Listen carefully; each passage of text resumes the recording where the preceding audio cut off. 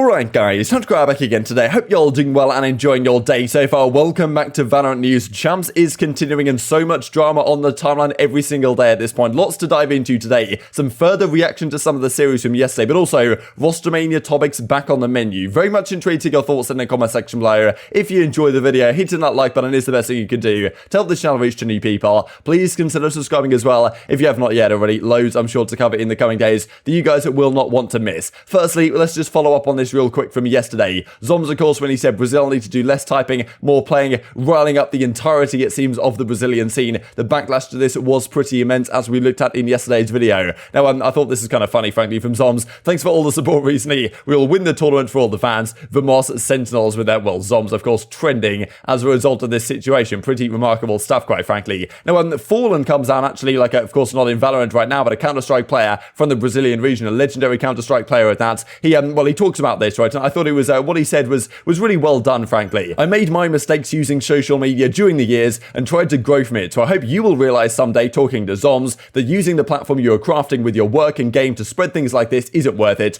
We have the chance to influence people positively. So, of course, this was a tweet that some people, of course, were looking at with a particularly scrutinous eye, and understandably. But Fallen also does say some things to the Brazilian community in general and their reaction to some of these issues. As he says in Portuguese right here, but folks, we need to start to change, especially from the Brazilian gaming community, from threatening and trying to make the other person on the other side feel afraid to punish something that was done and we don't like it. This in no way reflects our essence as a people. He goes on to say, as Brazilians, for the most part, we are a friendly and warm people. We don't need to show a face that doesn't even reflect who we are to protect ourselves. To defend ourselves, we don't need to incite fear, violence, or punish others for being wrong. We are better than that. So I thought this was a nice statement really from Fallen, kind of a well judged, frankly. But of course, maybe what he's talking about in this first tweet is some of the reaction to the Vivo Keyed, forfeit, right? When he says making the other side feeling afraid to punish something that was done. X10 Crit are understandably very frustrated about the fact that, effectively there was a big reversal in what went on with the Vivo Keyed situation. Initially, the forfeit comes through for them using that Cypher Cam bug up against a TenZ, but then they actually kind of reversed the decision to some degree and allow them to replay the map, at least in part. We'll have a look at here in just a couple of seconds. But, that was not what happened with X10 Crit when they found themselves in a very similar spot in order to qualify for Masters Berlin. So this is what they did yesterday. After further review, we will be replaying the Ascend versus Vivo Keyed match at the start of today's broadcast with Ascend ahead 7-0. So there were 6 rounds in which Vivo Keyed used that kind of illegal bug. All those went to Ascend, and then I think they got 1 extra round due to like the economic damage involved. So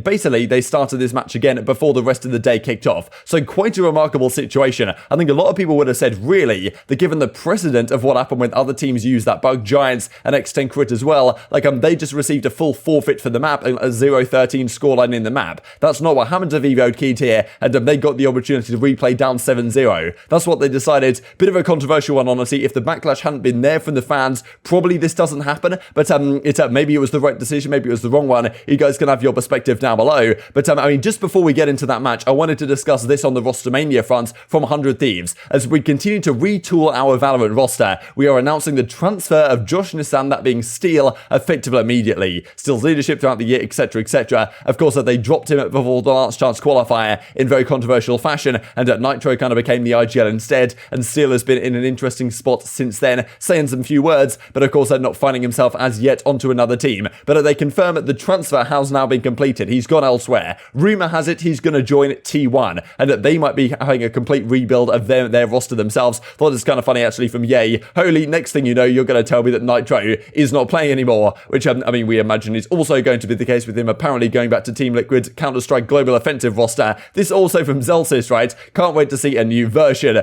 of Steel, so kind of trying to bait that he's going to version 1. And to be fair, we don't know guaranteed where Steel is going to go. As I say, the rumor has it right now he's going to T1, but that will remain to be seen. But of course, if the transfer has officially been confirmed and is effective immediately, then maybe this announcement of Steel to T1 or whatever is coming sooner rather than later, maybe even during Champions. But I'm sure there's many things for these rosters to figure out, as a result of Champions and these type of questions as well. Then we'll talk about these matches. So Vivo Keyed versus Ascend, they start down 7-0. It goes 7-1 early on, which of course for the meme factor was kind of spectacular. And then Vivo Keyed bring it back all the way to a 9-9 scoreline. So Ascend once again having a difficult time here. They went on to admit after the fact that, to be fair, they deserve to lose both of these maps in a way. But obviously it doesn't work out like that because yes, they're down, they're up 7-0. It was looking kind of slow for them early on. on. They do, though, bring it back, and to be fair, after tying up 9-9, they then turn things around and win the game anyway. So at the end of the day, despite the situation, after the replay, Ascend still win the series 2-1 and move on to face Envy. So that series will be going on today. Vivo key down to losers bracket. Honestly, a crazy saga this has been really amid the entire saga that has been Champions. So, I mean, that was to start the day off before we even went into the other series. And well, these were generally losers elimination matchups in the lower side of the brackets. So Team Secrets, they were certainly the favourites coming in here after their performance up against Gambit looked very solid, up against Crazy Raccoon. And well, they get the job done relatively easily here. In the end, it was a 2-0 Team Secret over Raccoon. And yes, Split and Haven both go their way. It was 13-5 and then 13-2. Not close at the end of the day. Very comfortable series. Crazy Raccoon are out of there. Team Secret move on, still with a chance to make it all the way through this bracket and qualify, of course, for the playoffs, with only 8 teams going to be making it all the way to that. Then we get the next series, which was quite a remarkable one.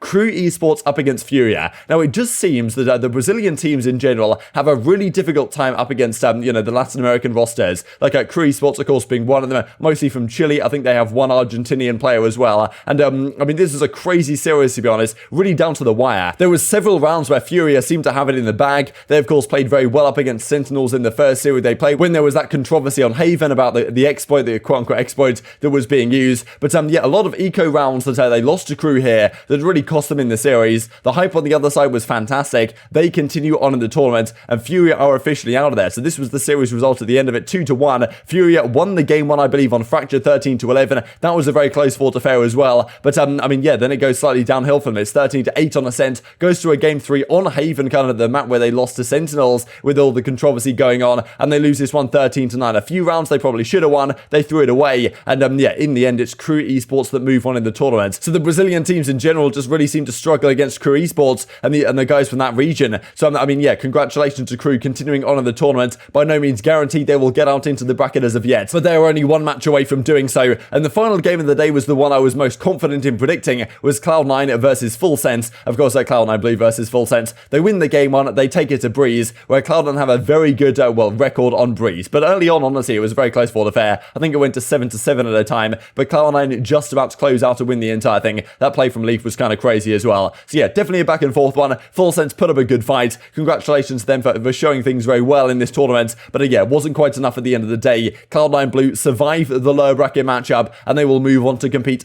maybe tomorrow or something. We'll have a look at the schedule here in just a couple of seconds to see how that goes. But yeah, 2-0 at the end of it. Map 1 on Split was 30-7, and then Breeze went 14-12 after an overtime. But yeah, Cloud9 Blue just about get over the line, and that'll be a cracking series at the end of the day from Leaf, especially Leaf and Zeta. They were monsters over the course of this series. They will have a chance to qualify as well in just a couple of days' time. This then is the bracket as it stands at the present time. I'll bring it for you guys on the full screen. So some teams, of course, have been confirmed. Gambit, Fnatic, Liquid, they're all into the playoffs. The rest of the teams by no means confirmed as of yet. Ascend versus Team Envy going on today. Then we've got lower bracket matchups still to be determined exactly who is going to continue on in this tournament. Of course, only 8 teams qualify. We only know 3 of them. We're going to find out a lot more here over just the coming days. And well, just to mention this as we finish out the video, then these are the matches going on today. So firstly, they're kind of going to start off with this delayed Group A, the craziness going on over there. So Ascend versus Envy is going on today. That's of course going to determine which team is going to go through. Envy being the favourites. Who knows what Ascend could do in that one though. And then Vivo Keyed versus X10 Crit. Definitely an interesting matchup right there to see if Vivo Keyed can continue on in the tournament. And I mean, what I'm excited about, frankly, is if Ascend lose here and Keystars win, then all of a sudden we have the rematch, the decider. And well, that would be an absolute banger. Of course, Crew Esports, by beating Furia, they will play up against Sentinels in this decider match as well. That is a really interesting one, especially if Crew play like how they did against Furia. Sentinels could have a difficult time here, to be honest. I think it's by no means guaranteed they qualify. They should do, but that's also going on tonight. So those are the 3 games for today. And then tomorrow we've got Team Secret versus Vikings to decide who comes out of that group. The Cloud9 versus Vision Strikers match is very interesting as well to determine who comes out of that Stats Group D. And I mean, honestly, some cracking matchups here, I'm sure, over the coming days. But very much intrigued to your thoughts in the comment section below. If you enjoyed the video, hitting the like button tells the YouTube gods this is a good video, and as like you should see it as well, and I've grown the competitive Valorant community. Thank you for watching as always, take care, and I will see you next time.